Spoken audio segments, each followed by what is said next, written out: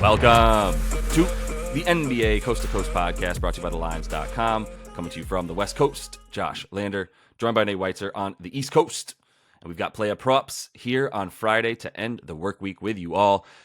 Make sure to like and subscribe to that page as well, because we also have best bets up for you as we're bringing you each and every weekday of this regular season and into the playoffs. Sure, we can. We'll be here all season long.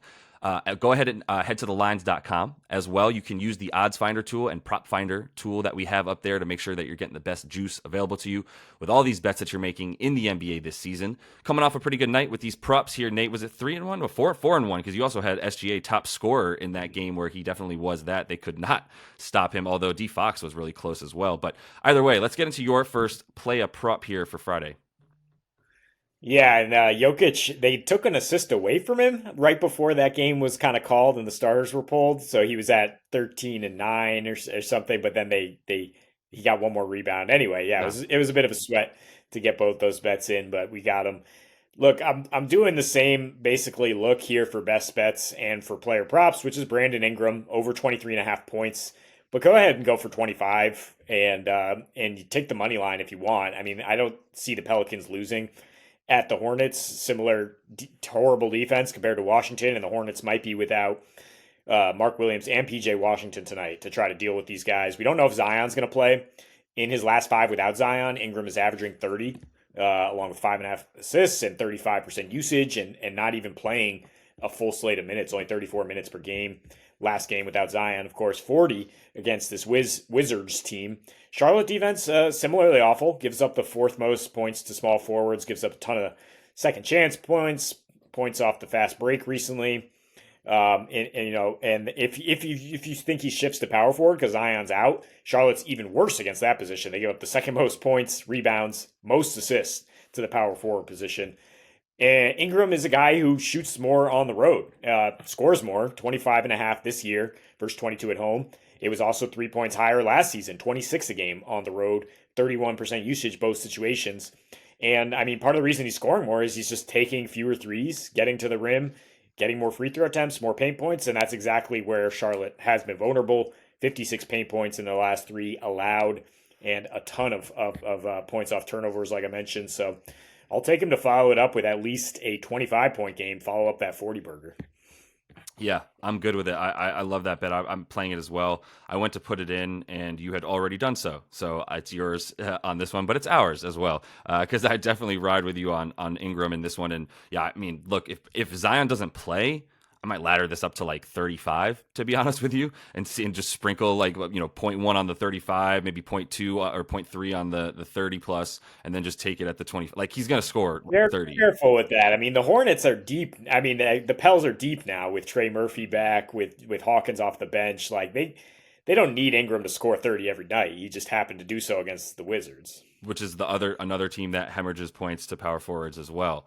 Yeah. So if he was playing like them or the Hawks, like I'm kind of going in, and I do think if Zion's not in, that's when I feel comfortable with this stuff. But even if Zion is in, I still like 25. The Hornets slowing it down, like I hear all that.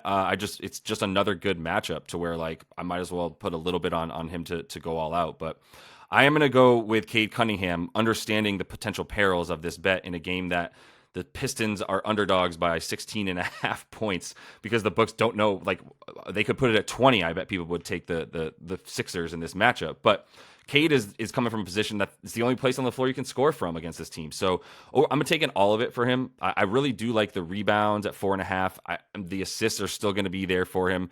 And the points too. Like the points and rebounds might be where I'd lean most, because it's just really hard to get the rebounds against the 76ers if you're coming from any other position outside of like point guard standing in that one spot. But the 32.5 PRA for him is something that he does do against his team. Jalen Duren's not in as well.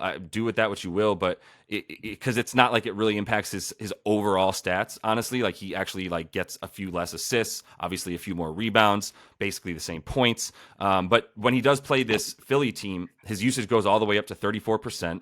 On the season, it's 30%, but in his last 5 versus Philly, it does go all the way up, like I said, to that 34%. And he's taking most of his shots either from the mid range or from right around the rim, that's probably when Embiid's not in or pulled away from the basket is what I would imagine there. But yeah, they are going to do their best to pull him away from the basket. I guess they just don't really have the guys to do it because he's probably not going to be guarding much beef stew in this game, and he will be standing on the 3-point line. But for Cade, like in the last 2 that he's played this season against his team, he's averaging 12 potential assists. That's why he's up to about 8 assists or 7 assists per game against them, which is really helpful here. The 9 rebound chances is also third most on the team, because like Embiid is just boxing everybody out. So it's either he or Oscar Thompson, honestly, or like Killian Hayes. It's guards that are getting the boards against Philly when they do get them. And so that's another reason why I continue to like his overall stats. But the points for him, like I said, they're mostly coming from the mid-range. This is the only spot on the floor that you really can't score above the sort of league norm against Philly, right? They around the rim, they're just one of the best teams in the league.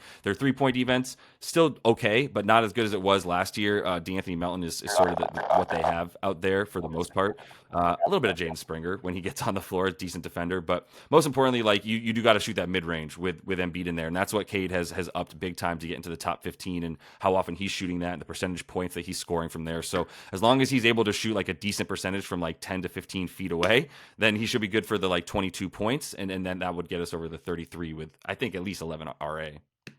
Yeah, I don't hate it. I mean, I'm a little scared of the plus 16 and whether the Pistons have their starters out there in the fourth, but at the same time, I'm interested in Bojan 20 and a half points. I mean, he's just dropped 33 and 33 minutes against his team. He has gone over that pretty consistently since coming back from the injury. Just an automatic bucket on a team that can't score. And he does get it going in the mid range and long range, so he doesn't have to deal with Embiid.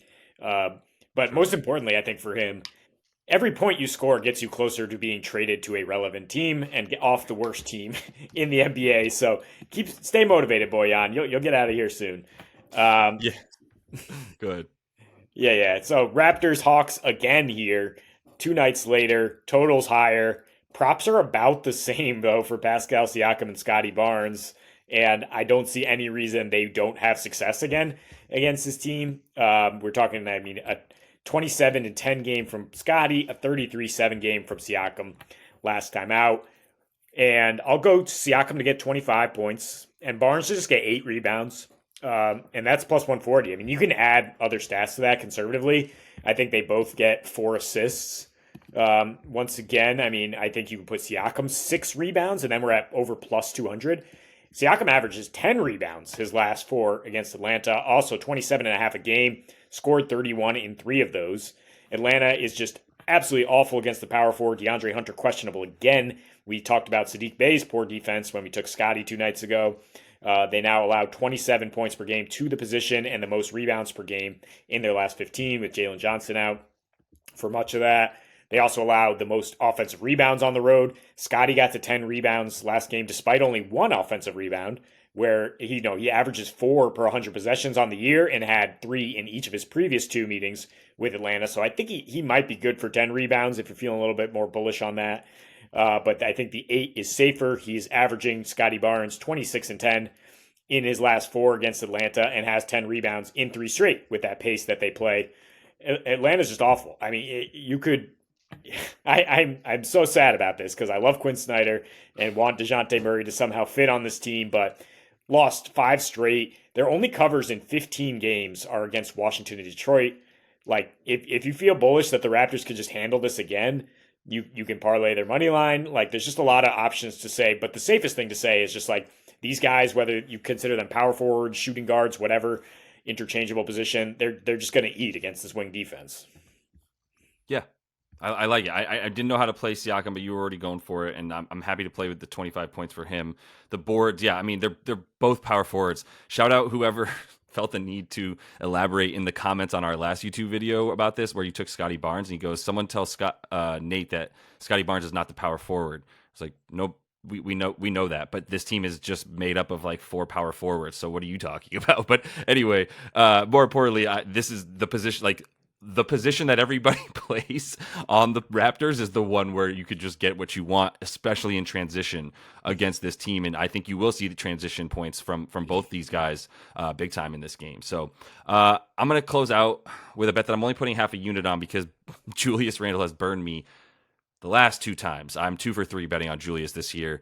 And I'm going for the points because this is a game that I think we do both like points. It's over 24.5 for Julius Randle in the game against the Suns. And this is where you can score on the Suns as well. Like, Nurk has done a good job this year. I've always been a Nurk fan, and I'm glad he's like in a position to like have responsibilities that shine for people to like see how good he is, right? And he's done, like I said, well defensively, shutting down a lot of good centers. He'll have the paint, I would imagine, because there is no Mitchell Robinson, and so it will be Nurk's paint a lot more than anybody else's. But Randall won't really be banging with him, and the power forward position is one where you can score against this Suns team in the way that they defend. A little bit zony at times as well, the way that they're coming out and sort of holding their spots on the floor on defense. They're bottom third in terms of limiting power forwards points per game. They allow the ninth most, I believe, points specifically. The rebounds right around the same. I didn't take any other stats for Randall, even though I do think the rebounds are good for him. I think he did benefit. I know he benefited a lot from Mitchell Robinson boxing out multiple people per possession, and that really helped Randall's boards. So I don't love the boards as much for him without Randall or without Mitchell Robinson in there, to be honest. So that's why I'm keeping it to the points. And the Suns here, in terms of like I said, without Mitchell Robinson, there's going to be space for Julius Randle to work. The mid-range will be there for him as well. It's really that spot on the floor right next to the foul line where they're giving up a ton of points. If you look at their opponent shot charts there and the dashboard here, it's really actually handy. You can see exactly where on the floor they're getting scored from. And Julius Randle's mid-range shot combined with that baseline is definitely where it's at. You can get some second chance points against Phoenix as well. As good as they are at limiting a lot of different aspects of things, there's the offensive rebounds will be there at times for Randle as well, especially with Nurk off the floor. So it's just, without Randle this season, he's up to 33 a game. And in his last 6 without Randle, there's just more room to work down there, apparently, because he's up to 29 a game in his last 6 without Mitch Rob in there. So I think I keep saying without Randle, but I mean Randle without Mitchell Robinson. So you guys know what I'm talking about. But anyway, that's where I'm at, Nate. What say you?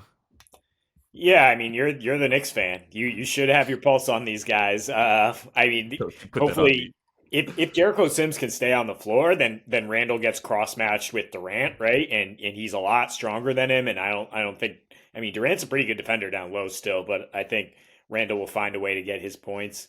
I was a little more interested in Brunson to get 25, just based on, Phoenix being, I guess they're limiting point guards, but just like, who is their point guard? Like, it's either Bradley Beal with a bad back or Jordan Goodwin. Like, I mean, it's a team scheme to limit a guy like Brunson, but he had 35 last time he faced his team and routinely torched Western Conference teams last season. So I am looking at that more than Julius, but I'll defer to the Knicks fan. Don't defer to the Knicks fan. Keep your own opinions. But either way, I would say, Hartenstein will be out there too. Like, Jericho Sims is going to be a complete liability. I don't know how many minutes you can keep him on the floor. Like, maybe you think he's good because Nurk is mostly standing down low and you don't want to get back to the basket. But man, like, yeah, I don't know how long you can have a guy like Jericho Sims on the floor against smart, intelligent, savvy vets that are going to be on the floor for Phoenix consistently. So anyway, that is all the time we have for you in Play It Props. Continue to follow along. Check out the best bets that we also have up for you each and every weekday this season. So until we see you next, happy betting.